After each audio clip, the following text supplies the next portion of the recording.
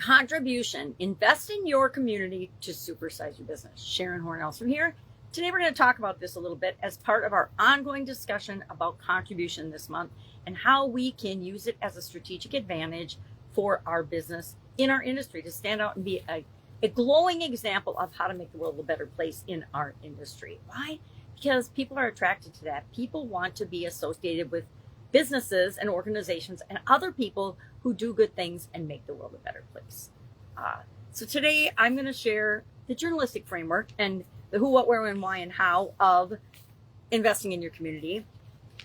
And what are we going to invest, right? It's not just money. A lot of times organizations will ask for money and donations, but there are things that they can use, especially on a local level, much, much more. So we're going to share our time, our talent, and our treasures with them. Our treasures is all about the money and the resources and the supplies to fuel causes that we believe in. Our talent is offering our skills. And as organizations, it's not just your skills or my skills, it's the skills and the abilities of anybody in our organization who is interested in also benefiting our local community, the places that we operate, the places that we live. Time, volunteering, showing up at community events, being present, listening, doing what you can, helping to brainstorm and input ideas to solve problems that are in your local area. All of us can help and do that. We can do it in our business by mentoring people. We can start a kindness challenge. We can lead a purpose-driven project in the organization, in our neighborhoods. We can do that as well as in online communities associated with our industry. There's, every social media platform has groups. I don't even know how many Facebook groups there are, but I'm sure there are millions and millions, if not tens of millions of groups. So you can find one in your area, or you can start one in your area for a cause that your organization wants to support and be known for helping. So what are some of the reasons we want to do this? Well, when we uplift the communities that we live in, we not only uplift the community, but we uplift our customer base and the people in our organization. What we put out into the world is what we give back. It helps us to create stronger relationships and local networks, which is really important in helping us sustain during crazy times like the COVID pandemic. It helps us to create a legacy of positive impact. Like I said, we all want to be making the world a better place. That's why we start our own businesses. It's because we want a better life for ourselves and our families, or we want more freedom, which is a better life for ourselves and our families.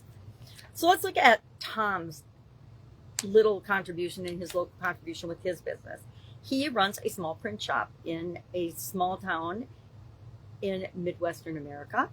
And he started offering free printing services for school flyers and featuring local artists on his storefront. His tiny shop became a community hotspot because everybody knew that they could go there to find out up-and-coming artists, up-and-coming events that were available because he was printing flyers for them, especially the local schools and things, for free and for free publicity, right? Tom's perspective was, I realized my business could be more than just a business. It could be belonging. And he wanted to belong and be a part of the community, which in turn helped his business thrive because a lot more people were coming through. And when it came time to need something printed, who did they go to? They go to Tom's shop.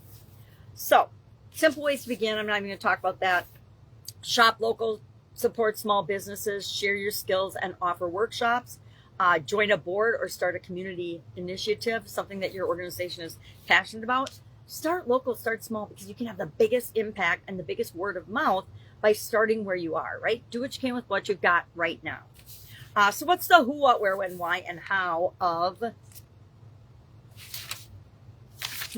Interesting. Oh, who, what, where, when, why, and how. I like to look at things with a framework, different frameworks, different ways of looking at things, different points of view and perspective, because it helps me get a clear understanding on how to apply a concept or a tool that we're talking about. And the who, what, where, when, why, and how, again, it's called the 5 W's and H, but I call it the journalistic framework because it used to be the way journalists would actually investigate and write stories and make sure everything important was included in the story. We'll not get into the days of journalism are now long since gone and dead. But the questions are still great, right? And they help us add a framework to something that we want to do. So who can invest in the community?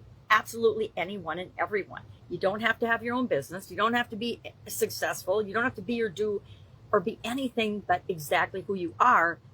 And just decide that if you care, you qualify. If you care, if you want to help, you can find a way to help. What types of contribution matter the most? Whatever aligns with your local needs and local areas. Literacy programs, cleanup projects, it depends. Event planning, elder care, child care, mentorship, small business support. If it helps, it matters in your local area. Find out what aligns with what your organization can do, and then offer to do those things. Ask the question, how can I help? How can we help? This isn't how can I help here. It's how can we help as an organization? Where should you begin? Well, right where you are, right where you are in your local community. I say start within your own organization, right? And then spread out to the community. When is the right time? This is an easy one. The right time is always now. Now, the present moment, is the only time we can actually act. So now is always the answer to what's the right time. Why does it make such a difference? Well, because communities thrive when members show up for each other, when we help one another out, when we support one another. Your investments becomes a chain reaction, and you inspire other people to do the same, right? And with us as an organization doing that, it's just exponentially more powerful. How do we do it? How can we get started? Ask a local nonprofit how you can help. There's that how you can help. How can I help question. Offer your skills to the community, or in a community center, or in a nonprofit in your community, skills and abilities that your organization has that can help them to grow and thrive and be more successful. Team up with a friend or another company in a complementary industry, right? We're not building our competition, we're building our own businesses.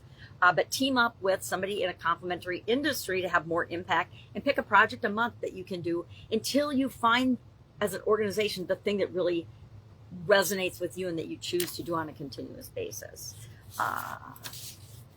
That's it.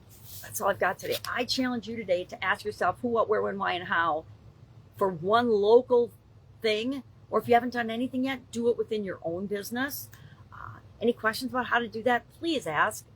This is such a critical and important and positive way to make a difference in the world and to gain a competitive advantage and to stand out among all the other people, because there's always thousands of other people or organizations doing something similar to what you are. So we want to do what we can to get the people that we want to serve to resonate, relate to us, and choose us over them, or choose us instead of all the other possibility things they could do. All right. Have an awesome day. I'll, of course, be with you tomorrow.